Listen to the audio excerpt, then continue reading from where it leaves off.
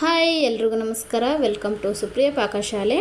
ಇವತ್ತು ನಾನು ಮಾಡಿರುವಂತಹ ನಿಪ್ಪಟ್ಟನ್ನ, ಈಗ ಶ್ರಾವಣ ಮಾಸ ಬಂತಲ್ವ, ನಾಗರ ಪಂಚಮಿಯ ವಿಶೇಷವಾಗಿರುವಂತಹ ನಿಪ್ಪಟ್ಟನ್ನ, ಇವತ್ತು ವೆರೈಟಿ ಆಗಿರುವಂತಹ ನಿಪ್ಪಟ್ಟನ್ನ ನಾನು ಯಾವ ಥರ ಮಾಡ್ತೀನಿ ಏನು ಅನ್ನೋದನ್ನು ತಿಳಿಸ್ಕೊಡ್ತಾ ಇದ್ದೀನಿ.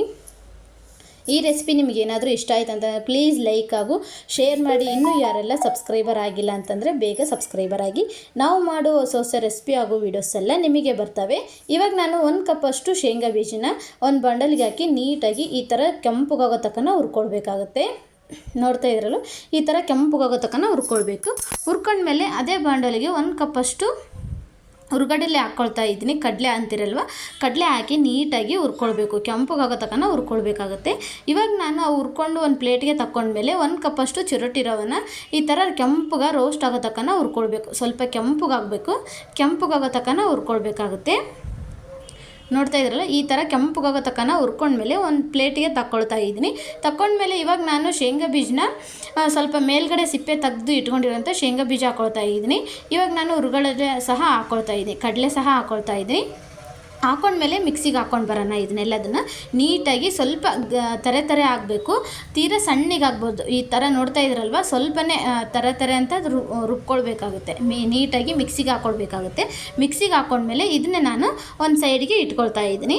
ಇವಾಗ ನಾನು ಒಂದು ಬಾಂಡಲಿಗೆ ಇದಕ್ಕೆ 2 ಕಪ್ಪಷ್ಟು ಅಕ್ಕಿ ಹಿಟ್ಟು 2 ಕಪ್ಪಷ್ಟು ಅಕ್ಕಿ ಹಿಟ್ಟು ಹಾಕ್ಕೊಳ್ತಾ ಇದ್ದೀನಿ. ಅಕ್ಕಿ ಹಿಟ್ಟು ಹಾಕ್ಕೊಂಡ್ಮೇಲೆ ನೋಡ್ತಾ ಇದ್ರಲ್ಲ, 2 ಕಪ್ಪಷ್ಟು ಅಕ್ಕಿ ಹಿಟ್ಟು ಹಾಕ್ಕೊಂಡ್ಮೇಲೆ ನೀವು ಇದೇ ಥರನೇ ಮೆಜರ್ಮೆಂಟಲ್ಲಿ ಕರೆಕ್ಟಾಗಿ ಅಳತೆಯಲ್ಲಿ ಮಾಡಿದ್ರಪ್ಪ ಅಂತಂದರೆ ಅಂಗಡಿಯಲ್ಲಿಕ್ಕಿಂತಲೇ ಸೂಪರಾಗಿ ಹಾಗೂ ಟೇಸ್ಟಿಯಾಗಿರೋಂಥ ನಿಪ್ಪಟ್ಟಂತ ಸಹ ಹೇಳ್ಬೋದು. ನಿಜಕ್ಕೂ ತುಂಬ ಅಂದರೆ ತುಂಬ ಟೇಸ್ಟಿಯಾಗಿರೋಂಥ ನಿಪ್ಪಟ್ಟನ್ನು ಹೇಳ್ಬೋದು. ಈಸಿಯಾಗಿ ಮೆಥಡಿನಲ್ಲಿ ಮಾಡ್ಕೊಳ್ಬೋದು. ನೀವು ಒಂದು ಸಲ ಟ್ರೈ ಮಾಡಿ ನೋಡಿ, ಅಷ್ಟು ಟೇಸ್ಟಿಯಾಗಿರ್ತವೆ. ಇವಾಗ ನಾನು 2 ಕಪ್ಪಷ್ಟು ಅಕ್ಕಿ ಹಿಟ್ಟು ಹಾಕ್ಕೊಂಡ್ಮೇಲೆ 1 ಕಪ್ಪಷ್ಟು ಚಿರೋಟಿ ರವೆ ಹಾಕ್ಕೊಳ್ತಾ ಇದ್ದೀನಿ.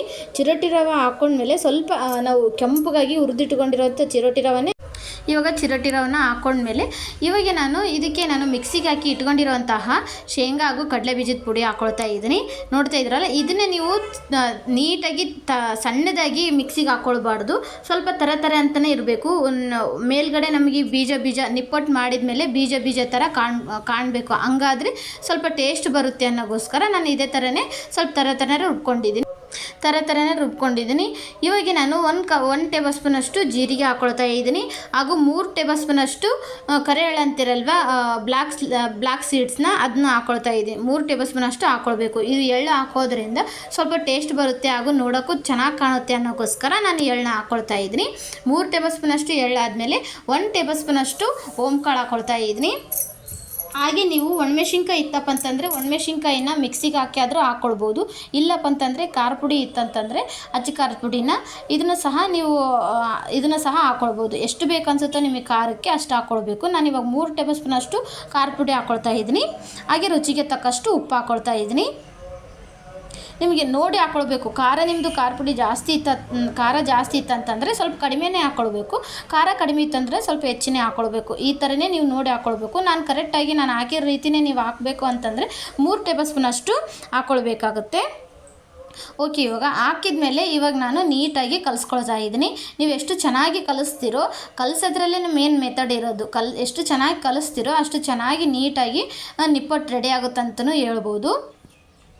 ಇವಾಗ ಈ ಥರ 1 ಸ್ಪೂನ್ ತೊಗೊಂಡು ನೀಟಾಗಿ ಕಲಿಸ್ಕೊಳ್ಬೇಕಾಗುತ್ತೆ. ಓಕೆ, ನೋಡ್ತಾ ಇದ್ರಲ್ವ, ಈ ಥರ ನೀಟಾಗಿ 1 ಸ್ಪೂನ್ ತೊಗೊಂಡು ಕಲಿಸ್ಕೊಳ್ಬೇಕು. ಇದಕ್ಕೆ ನಾನು ಬಿಸಿ ಮಾಡಿ ಇಟ್ಕೊಂಡಿರುವಂತಹ ಎಣ್ಣೆ ಹಾಕ್ಕೊಳ್ತಾ ಇದ್ದೀನಿ. 3 ಟೇಬಲ್ ಸ್ಪೂನಷ್ಟು ಎಣ್ಣೆ ಹಾಕ್ಕೊಳ್ಬೇಕು. ಸ್ವಲ್ಪ ಬಿಸಿ ಇರಬೇಕು, ಜಾಸ್ತಿ ಅಂದರೆ ಜಾಸ್ತಿ ಬಿಸಿ ಇರಬೇಕು. ಹಂಗಾದರೆ ನಿಪ್ಪಟ್ಟು ಗರಿ ಬರ್ತವೆ. ಇವಾಗ ನಾನು ಎಣ್ಣೆ ಹಾಕ್ಕೊಂಡ್ಮೇಲೆ ಈ ಥರ ನೀಟಾಗಿ ಕಲಿಸ್ಕೊಳ್ಬೇಕು. ಎಣ್ಣೆ ಎಲ್ಲ ಹತ್ತೋ ತನಕ ಈ ಥರ ನೀಟಾಗಿ ಕಲಿಸ್ಕೊಳ್ಬೇಕು. ಕಲಿಸಿದ್ಮೇಲೆ ಈ ಥರ ಉಂಡೆ ಶೇಪಲ್ಲಿ ಮಾಡ್ಕೊಳ್ಬೇಕಾಗುತ್ತೆ. ಉಂಡೆ ಈ ಥರ ನೀವು ಹಿಟ್ಟನ್ನ ಕಲಿಸಿದ್ಮೇಲೆ ಉಂಡೆ ಆಗುತ್ತಲ್ವ, ಆ ಥರ ಉಂಡೆ ಆತಂದರೆ ನಿಪ್ಪಟ್ಟು ಕರೆಕ್ಟಾಗಿ ಬರ್ತವೆ ಅಂತ ಅರ್ಥ. ನಾನಿವಾಗ ಉಗುರು ಬೆಚ್ಚಗಾಗಿರುವಂಥ ನೀರು ಹಾಕ್ಕೊಳ್ತಾ ಇದ್ದೀನಿ. ತಣ್ಣೀರು ಹಾಕಿ ನಾದೋ ಹಾಗಿಲ್ಲ, ಉಗುರು ಬೆಚ್ಚಗಾಗಿರೋಂಥ ನೀರು ಹಾಕಿ ನಾದ್ಕೊಳ್ಬೇಕಾಗುತ್ತೆ. ಓಕೆ, ಇವಾಗ ನಾದ್ಕೊಂಡ್ಮೇಲೆ ಈ ಥರ 1 ಸ್ಪೂನ್ ತೊಗೊಂಡು ಸ್ವಲ್ಪ ನೀರು ಬಿಸಿ ಇರ್ತಾವಲ್ವ, ಬಿಸಿ ನೀರನ್ನ ಈ ಥರ ಕೈ ಇಟ್ಟು ನಾದೋ ಹಾಗಿಲ್ಲ. ಈ ಥರ 1 ಸ್ಪೂನ್ ತೊಗೊಂಡೆ ನಾನು ನಾದ್ಕೊಳ್ತಾ ಇದ್ದೀನಿ. ಈ ಥರನೇ ಸ್ವಲ್ಪ ನೀವು ಚಪಾತಿ ಹಿಟ್ಟು ಯಾವ ಥರ ಸ್ವಲ್ಪ ಗಟ್ಟಿಯಾಗಿ ನಾದ್ತಿರೋ ತೀರಾ ಗಟ್ಟಿಯಾಗಿರಬೇಕು.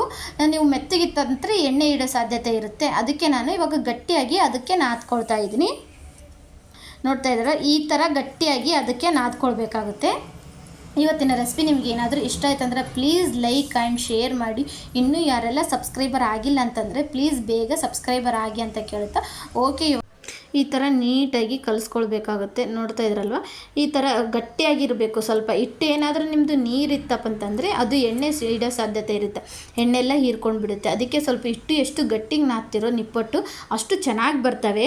ಈ ಥರ ನೋಡ್ತಾ ಇದ್ರಲ್ವ, ಈ ಥರ ನೀಟಾಗಿ ಗಟ್ಟಿಯಾಗಿ ನಾದ್ಕೊಳ್ಬೇಕಾಗುತ್ತೆ. ನಿಮ್ಮದು ಕಾಳು ಶೇಂಗಾಗೂ ಕಡಲೆ ಕಾಳು ಇರ್ತಾವಲ್ಲ ಅವನು ಸಹ ನೀಟಾಗಿ ನಾದ್ಕೊಳ್ಬೇಕು.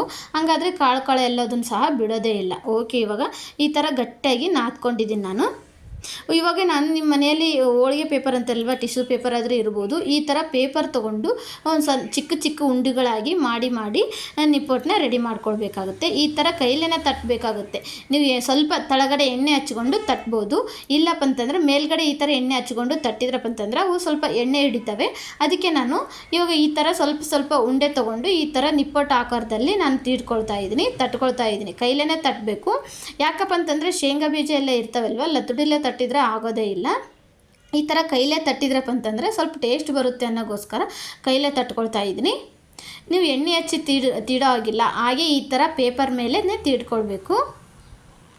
ನೋಡ್ತಾ ಇದ್ರಲ್ವ, ಈ ಥರ ರೌಂಡ್ ಶೇಪಲ್ಲಿ ನಾನು ತಟ್ಕೊಳ್ತಾ ಇದ್ದೀನಿ. ಈ ಥರ ರೌಂಡ್ ಶೇಪಲ್ಲೇ ತಟ್ಕೊಳ್ಬೇಕಾಗುತ್ತೆ. ನಾನು ನಿಮಗೆ ತೋರಿಸ್ತಾ ಇದ್ದೀನಿ ಯಾವ ಶೇಪಲ್ಲಿ ತಟ್ಟಬೇಕು ಅಂತ ಅನ್ನೋದನ್ನು. ನಿಪ್ಪಟ್ಟನ್ನ ಈ ಥರ ರೌಂಡ್ ಶೇಪಲ್ಲಿ ತಟ್ಕೊಳ್ಬೇಕು. ಓಕೆ, ಇವಾಗ ರೌಂಡ್ ಶೇಪಲ್ಲಿ ತಟ್ಕೊಂಡಿದ್ದೀನಿ. ಇವಾಗ ಒಂದು ಸೈಡಿಗೆ ಎಣ್ಣೆ ಬಿಸಿ ಮಾಡೋಕ್ಕೆ ಇಟ್ಕೊಂಡೆ. ಅದಕ್ಕೆ ನಾನು ಇವಾಗ ಎಣ್ಣೆಯಲ್ಲಿ ಒಂದೊಂದೇ ಹಾಕಿ ಕರಿತಾ ಇದ್ದೀನಿ ನಿಪ್ಪಟ್ಟನ್ನ. ನೀವು ಒಂದೇ ಸರಿ ನೀವು ಸ್ವಲ್ಪ ಮಾಡಿ ಇಟ್ಕೊಂಡ್ರಪ್ಪ ಅಂತಂದರೆ ಈ ಕರಿಯೋಕ್ಕೂ ಈಸಿ ಆಗುತ್ತೆ ಅನ್ನೋಗೋಸ್ಕರ ನಾನು ಇವಾಗ ಒಂದು ಸ್ವಲ್ಪ ಮಾಡಿ ಇಟ್ಕೊಂಡ್ಮೇಲೆ ನಿಮಗೆ ಕರಿಯೋಕ್ಕೆ ತೋರಿಸ್ತಾ ಇದ್ದೀನಿ ಯಾವ ಥರ ಕರಿಬೇಕು ಅನ್ನೋದನ್ನು. ಇವೇನಪ್ಪ ಅಂತಂದರೆ ಸ್ವಲ್ಪ ಗ್ಯಾಸ್ನ ಲೋ ಫ್ಲೇಮ್ ಇಟ್ಕೊಂಡು ಕರಿಬೇಕಾಗುತ್ತೆ. ಇಲ್ಲಪ್ಪ ಅಂತಂದರೆ ಅವು ಸ್ವಲ್ಪ ಬೇಗ ಹೊತ್ತೋ ಸಾಧ್ಯತೆ ಇರುತ್ತೆ. ಯಾಕಪ್ಪ ಅಂತಂದರೆ ಶೇಂಗಾ ಬೀಜ ಹಾಗೂ ಪುಟಾಣಿ ಕಡಲೆ ಇರ್ತಾವಲ್ವ, ಅದಕ್ಕೆ ಇವು ಸ್ವಲ್ಪ ಬೇಗ ಹೊತ್ತೋ ಸಾಧ್ಯತೆ ಇರುತ್ತೆ ಅನ್ನೋಗೋಸ್ಕರ ಸ್ವಲ್ಪ ಗ್ಯಾಸ್ನ ಲೋ ಫ್ಲೇಮಲ್ಲಿ ಇಟ್ಕೊಂಡೆ ನೀವು ಕರ್ಕೊಳ್ಬೇಕಾಗುತ್ತೆ.